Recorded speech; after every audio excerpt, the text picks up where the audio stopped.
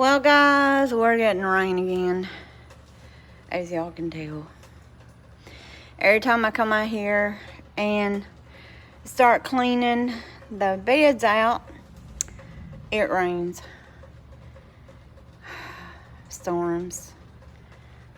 My son hit his head on that one of the on the light fixture, and one of the bulbs fell out, and he cut his hand all the way across.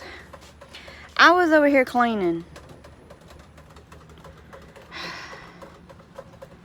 but we getting rain. Got rain yesterday, getting rain again today.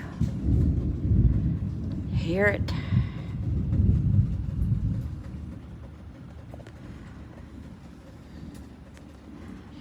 I already went out there and deadheaded my roses. They're looking really good. The tomatoes, they're really trying to come back. I mean, so hopefully they do.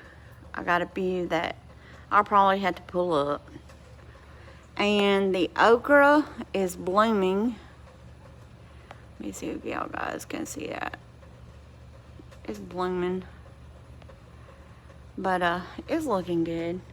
But I was over here trying to finish getting rid of the grass out, and started pouring down raining on me.